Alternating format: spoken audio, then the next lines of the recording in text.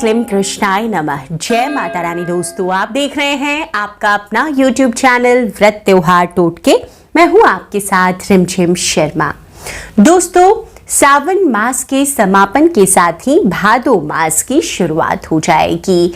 भाद्रपद मास साल 2022 में 13 अगस्त को शुरू हो रहा है और भाद्रपद मास भगवान श्री कृष्ण का मास बताया गया है।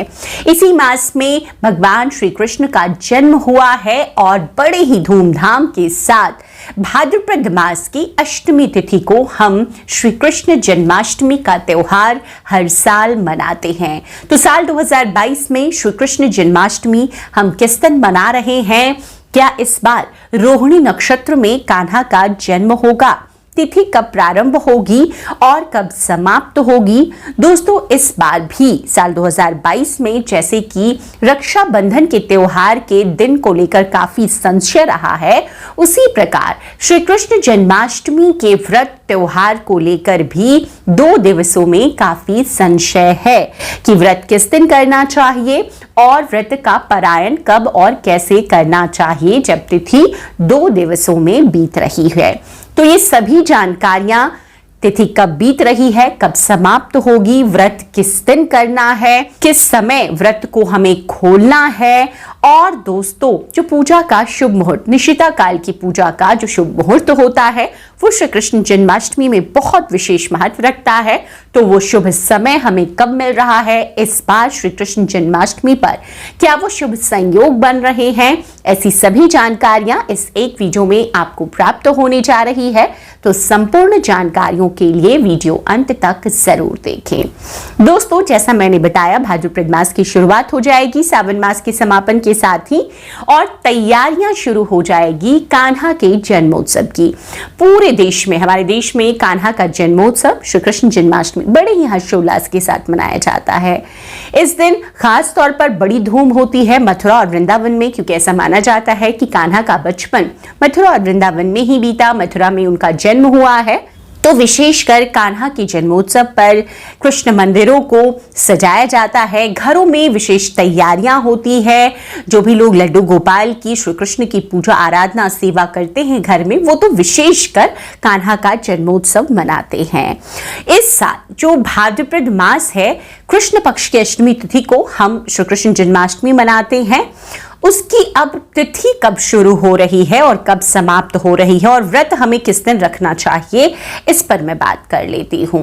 देखिए, अष्टमी की जो तिथि है वो प्रारंभ 18 अगस्त को रात्रि काल में हो रही है। 18 अगस्त को रात में 9:20 पर अष्टमी की तिथि शुरू होगी, जो कि समाप्त होगी 19 अगस्त को रात में ही 10:59 पर। लगभग 11 बजे का ये समय है दोस्तों समापन का। अब ऐसे में जो एक बड़ा सवाल है कि व्रत किस दिन रखें, तो जैसा कि हम सभी जानते हैं कि श्री कृष्ण जन्मोत्सव हम मध्य रात्रि में मनाते हैं। तो ऐसे में जो लोग इस बात को मानते हुए व्रत रखेंगे, वो भगवान श्री कृष्ण का जन्मोत्सव बृहस्पतिवार के दिन यानी कि 18 अगस्त को ही मनाएंगे। और 18 अगस्त को क्योंकि हमें मध्य रात्रि का क्षण मिल रहा है, तो जो निशिता काल की पूजा का शुभ समय होगा दोस्तों, वो समय भी आप नोट कर लें। रात में 12:03 से 12:47 तक, जो कि तारीख के हिसाब से लेंगे आप तो 19 तारीख हो जाएगा। ये कुल 44 मिनट का समय होगा जब आप श्री कृष्ण जन्मोत्सव, भगवान श्री कृष्ण का प्राकट्योत्सव मनाएंगे। वहीं दोस्तों, इस बार जैसे कि मैंने बताया कि जो लोग उदया तिथि को मानते हैं, और खास तौर पर मथुरा वृंदावन में ऐसा बताया जा रहा है कि कृष्ण जन्माष्टमी मनाई जाएगी 19 तारीख को। तो दही हांडी के उत्सव जहां भी होते हैं वो 19 तारीख को हो रहे हैं, और मथुरा वृंदावन में श्री कृष्ण जन्मोत्सव भी 19 तारीख को मनाया जाएगा। अब यहाँ पर रोहिणी नक्षत्र की बात कर लेते हैं। तो रोहिणी नक्षत्र बहुत महत्व रखती है, क्योंकि भगवान श्री कृष्ण का जन्म अष्टमी तिथि और रोहिणी नक्षत्र में हुआ था। तो जब ये दोनों मिलती है अष्टमी तिथि को, बड़ा ही शुभ संयोग होता है। लेकिन इस बार जो रोहिणी नक्षत्र है वो दोस्तों आपको 20 अगस्त को मिल रही है। 20 अगस्त को रोहिणी नक्षत्र रात 1:53 पर शुरू होगा, जो कि 21 अगस्त को सुबह 4:40 पर समाप्त होगा। तो इस बार जो श्री कृष्ण जन्माष्टमी है, चाहे आप 18 को मनाएंगे या 19 को मनाएंगे, रोहिणी नक्षत्र के बिना ही इस बार श्री कृष्ण जन्माष्टमी इन दोनों दिनों में मिल रही है। अब एक और जो मुख्य बात आती है वो आती है पारण के समय की। पारण का समय क्या होना चाहिए? तो जैसा कि जो लोग 18 तारीख को श्री कृष्ण जन्मोत्सव मना रहे हैं, वैसे देखिए जब अष्टमी तिथि बीत रही होती है और एक दिनों का होता है, श्री कृष्ण जन्मोत्सव तिथि एक ही दिन में समाप्त हो रही होती है, तो रात में जो मध्य रात्रि की पूजा होती है उसके बाद जो व्रती होते हैं वो व्रत खोल लेते हैं, मतलब फल से ही व्रत का पारण कर लेते हैं। लेकिन क्योंकि इस बार 19 तारीख को भी क्योंकि पूरे दिन अष्टमी तिथि बीत रही है, तो ऐसे में जो लोग 18 तारीख को व्रत रखेंगे वो पारण कब करेंगे? देखिए पारण का शुभ समय 19 तारीख को बताया जा रहा है, रात में 10:59 के बाद, जब तिथि अष्टमी की समाप्त हो जाए। क्योंकि पारण के दिन के लिए अष्टमी तिथि की समाप्ति जरूरी है, इसीलिए ऐसा बताया जा रहा है। लेकिन जो प्रचलित अभी मान्यता है उसके मुताबिक अगर आप व्रत का पारण करना चाहते हैं, जो हम आमतौर पर करते हैं, तो आप रात में जो निशिता काल की पूजा का शुभ समय मिल रहा है उसके बाद व्रत का पारायण कर सकते हैं। मतलब कि रात में 12:47 तक अपनी पूजा संपन्न की और उसके बाद पूजा संपन्न करने के बाद आप व्रत खोल सकते हैं। अगर आप 19 तारीख की रात में व्रत नहीं अगर खोलना चाहें और आप चाहते हैं कि अगली सुबह की पूजा कर लें, विसर्जन आदि के जो काम हैं वो कर लें, तो आप अगले दिन पारण मतलब 19 अगस्त को सुबह 5:52 पर भी कर सकते हैं।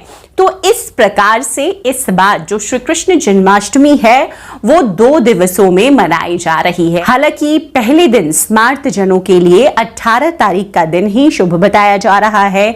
इसी दिन हमें मध्य रात्रि की पूजा का समय मिल रहा है और उसके बाद आप पारण भी कर सकते हैं, व्रत खोल भी सकते हैं।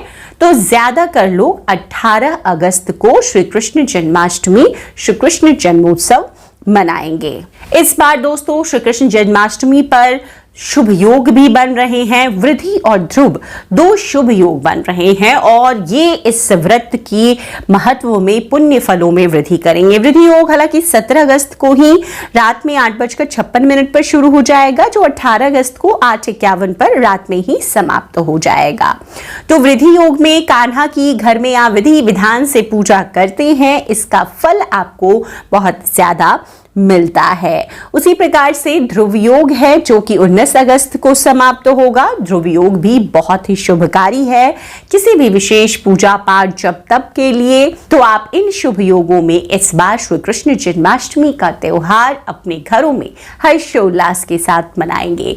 आगे श्री कृष्ण जन्माष्टमी पर कई सारी जानकारियां मैं आपके साथ शेयर करती रहूंगी। सबसे पहले जो तिथि और व्रत के दिन को लेकर संशय था वो इस वीडियो के जरिए मैंने दूर करने की कोशिश की है। उम्मीद करती हूँ वीडियो में दी गई ये जानकारियां आपके लिए उपयोगी और लाभकारी साबित होगी। वीडियो अगर पसंद आए तो लाइक कीजिएगा, आगे अपने दोस्त परिवार मित्रजनों तक जरूर शेयर कीजिए। चैनल पर अगर नए आए हैं तो इसी तरह की जानकारियों के लिए चैनल को सब्सक्राइब करना ना भूलें। नोटिफिकेशन के लिए बेल बटन प्रेस करके रखें ताकि जब भी मैं कोई वीडियो शेयर करूं वो सबसे पहले आपको प्राप्त हो सके। वीडियो देखने के लिए बहुत बहुत शुक्रिया। जय माता रानी, हर हर महादेव।